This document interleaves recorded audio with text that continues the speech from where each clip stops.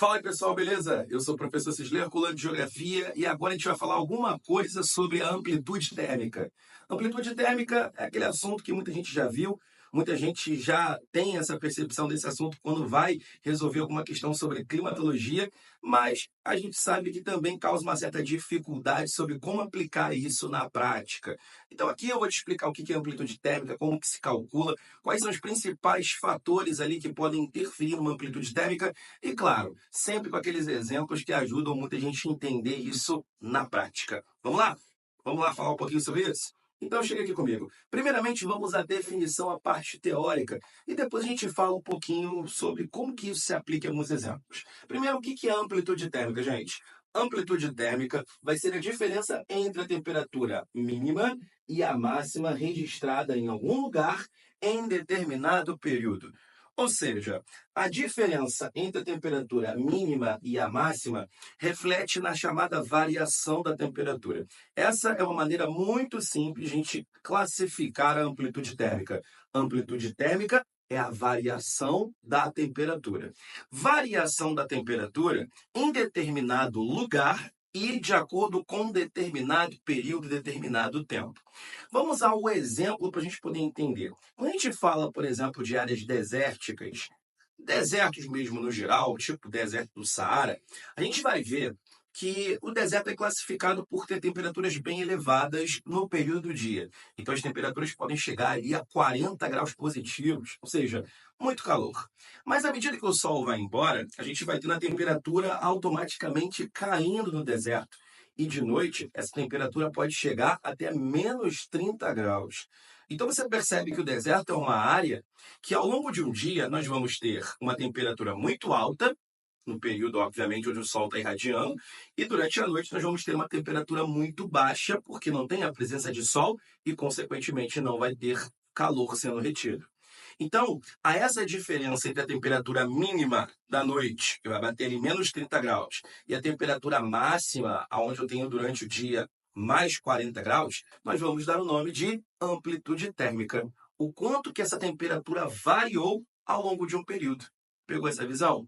Então, a gente pode concluir que o período analisado para entender a amplitude térmica de um deserto foi o período diário. Eu posso saber a amplitude térmica ao longo de um dia. Quando você liga a televisão e está lá passando a previsão do tempo, a pessoa que está lá apresentando fala assim: amanhã a mínima vai ser de X e a máxima vai ser de Y. Isso também é amplitude térmica. No dia que está sendo analisado em questão, a temperatura mínima vai ser de X, então eu vou ter o mínimo da temperatura, e a máxima vai ser de Y, aonde eu tenho o pico máximo de calor durante esse dia. Pegou essa ideia? Pegou essa visão? Então, é assim que a gente vai classificar esse importante tema. Amplitude térmica é a variação da temperatura em determinado período, ao longo de determinado período que vai ser registrado. Perfeito? Agora, quando a gente fala de clima, gente, clima, a gente vai analisar um período que vai ser bem mais longo, que é o período do nosso ano. Ao longo do nosso ano, nós temos estações, e elas podem ser bem definidas ou mal definidas. Quando as estações são bem definidas, eu vou ter ali a percepção de quando que vai ser calor no verão e quando vai ser frio no período do inverno. E dessa forma eu tenho as estações de transição no meio do caminho, correto? Agora, as estações do ano também podem ser mal definidas. E aí eu não tenho uma percepção de quais são as estações do ano na prática. Por exemplo, aqui no Brasil, dificilmente, em grande parte do nosso território, a gente tem momentos do ano que é muito frio, correto? A temperatura até dá uma caída, mas frio, frio mesmo, com o inverno bem definido, é um pouco difícil de a gente ver em grande parte do Brasil. Isso porque, ao longo do ano, a temperatura varia pouco, a amplitude térmica é baixa. E a gente vai perceber que as estações em grande parte do território brasileiro não serão bem definidas. Agora, quando você pensa nos Estados Unidos, quando você pensa na Europa, quando você pensa nesses países que estão em uma área bem diferente da onde o Brasil se encontra, a gente vai ver que lá temos uma melhor percepção sobre as estações do ano. Assim, elas podem ser melhor definidas, com um verão muito quente e um inverno muito frio. Beleza? Tudo isso, todo esse exemplo que eu estou te falando, também se refere à amplitude térmica, que vai se definir ao longo de um período mais longo, no caso do ano, dentro da característica climática. Beleza? Tranquilo? Agora, olha só, como que eu calculo a amplitude térmica? Pega a visão. A amplitude térmica vai ter exatamente esse cálculo. Vai ser a temperatura mínima menos a temperatura máxima.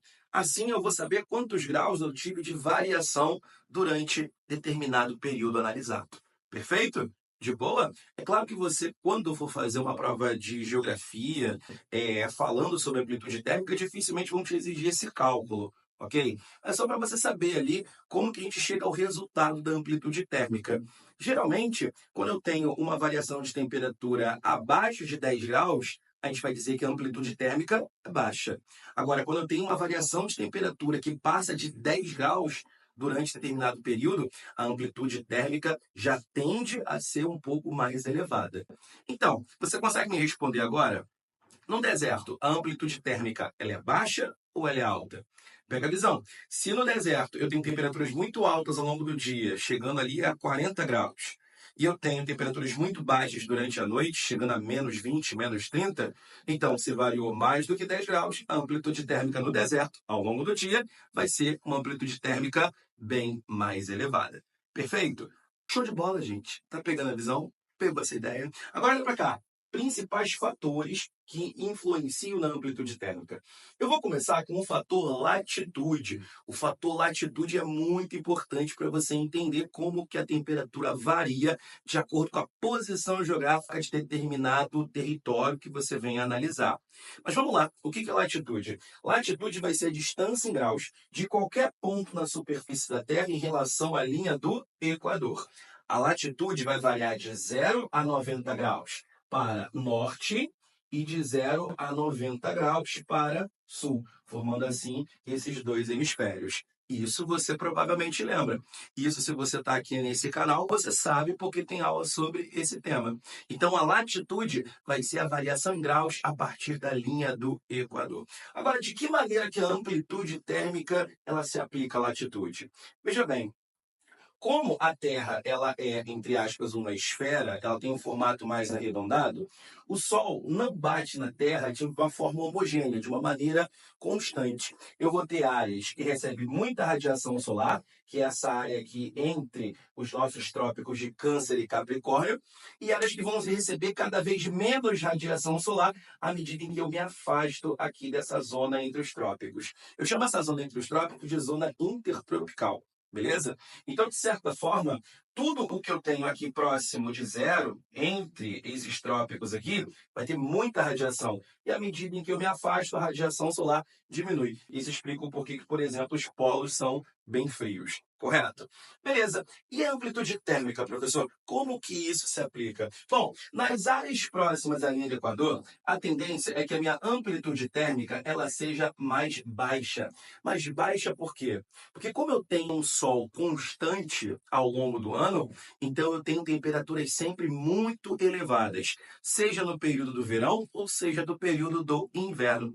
É por isso que grande parte do território brasileiro vai ter amplitudes térmicas bem baixas e fatalmente as estações não serão bem definidas. Você que está aí no norte, você que está no nordeste, você que está no centro-oeste, também no sudeste, sabe junto comigo que o calor é praticamente em todo o ano. Você mal tem a percepção do inverno. Eu estou aqui nesse momento no meio do ano.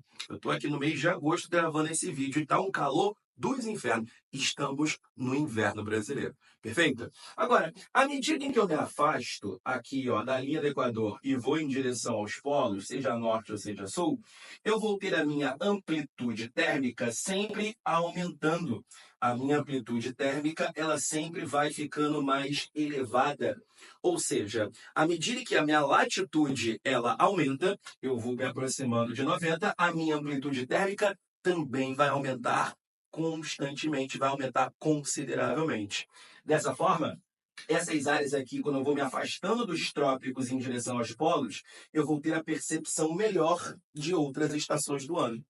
Lá nos Estados Unidos, que vai estar aqui nessa faixa fora da zona intertropical, que é chamada faixa temperada, lá eu vou ter uma amplitude térmica muito maior do que aqui, por exemplo, no Brasil.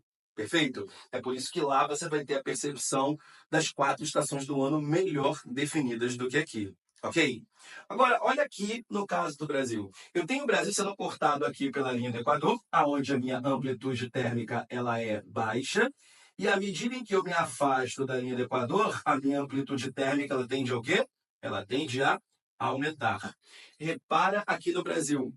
Olha a única região do nosso país que eu vou ter uma amplitude térmica mais elevada. É a região sul. Coincidentemente, na região sul, é a região onde a gente percebe que o inverno é bem mais rigoroso.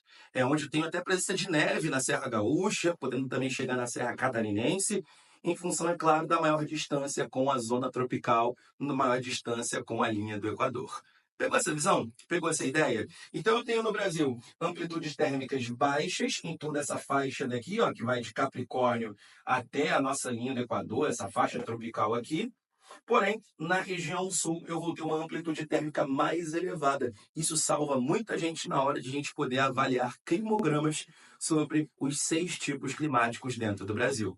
Perfeito? Pegou essa ideia? Então, de acordo com a latitude, você, acredito, tenha conseguido entender como que a amplitude térmica ela varia. Agora, temos também a maritimidade e a continentalidade. Qual que é a sacada aqui? Áreas que eu tenho a maior presença da maritimidade tende a ter mais umidade. Áreas que eu tenho mais continentalidade tende a ter menos umidade. A umidade, a água que está em forma de vapor no ar, ela funciona como um catalisador. Ela absorve grande parte da radiação solar. E quando o sol vai embora, por exemplo, no período da tarde para a noite, essa água que está no ar, essa umidade, conseguiu manter e conservar o calor para poder ser preservado na superfície. É por isso que, por exemplo, a gente nota que áreas litorâneas, seja de dia ou seja de noite, as temperaturas sempre estão muito elevadas. Aqui no Rio de Janeiro, é calor no verão, desde a hora que você acorda até a hora que você vai dormir de madrugada.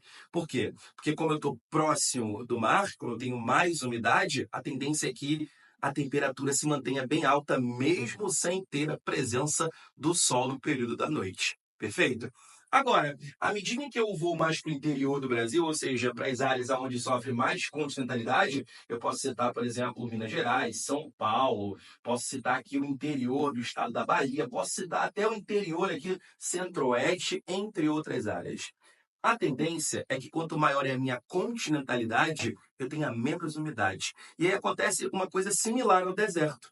De dia faz muito calor, mas à medida que o sol vai embora e eu não tenho a umidade para segurar essa temperatura alta, a tendência é que ela dê uma caída. Não cai igual um deserto, evidentemente, porque o deserto carece muito de umidade, mas tem uma queda bem significativa para poder dar uma maior elevada na amplitude térmica. Sendo assim, eu posso dizer que áreas que sofrem maritimidade, a minha amplitude térmica ela tende a ser menor. E as áreas que sofrem a continentalidade, a minha amplitude térmica tende a ser mais acentuadinha. Perfeito? Então já conseguimos perceber o porquê que aqui no Rio de Janeiro é muito calor durante o dia e também da noite, e lá, por exemplo, em Minas Gerais, em Goiás, de dia é bem quente, mas de noite até que dá uma refrescadinha ali por causa dessa pequena queda da temperatura. Ok? E também temos as massas de ar. As massas de ar podem acabar afetando através de elas colocarem mais ou menos umidade na atmosfera de um local.